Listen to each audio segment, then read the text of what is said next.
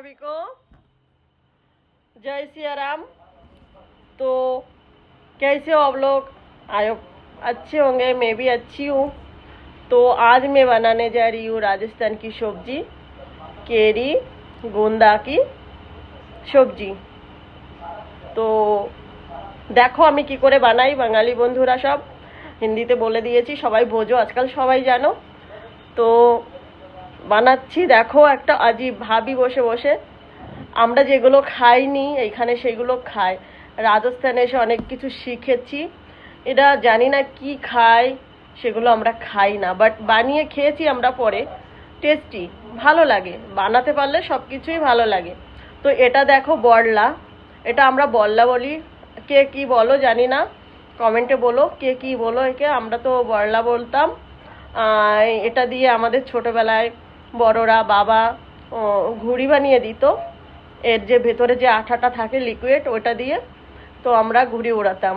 অনেক কিছু খাতা বইয়ে অনেক সময়, এখন তো ফেভিকুইক, আমরা এটা আঠা ইউজ করতাম, সেটা দিয়ে এখন সবজি হয়।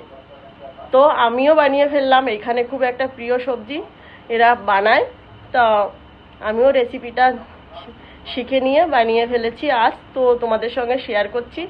দেখো, ভালো লাগবে অবশ্যই, কিন্তু খেতে কিন্তু ভীষণ ভালো লাগে, টেস্টি হয়। তো তোমরাও ট্রাই করতে পারো, এর জন্য শেয়ার করলাম।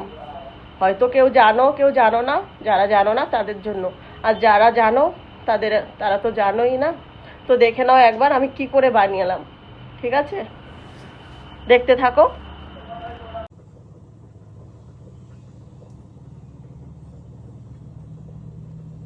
কাঁচা আমটা লাগবে,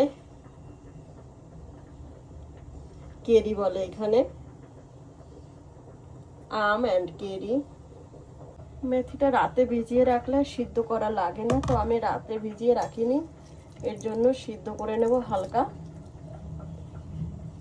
হয়ে গেছে মেথিটা সিদ্ধ, এই দেখো এমন করে, এরকম দিলে এরকম হয়ে যাবে, এরকম করে সিদ্ধ করে নিতে হবে মেথিটা।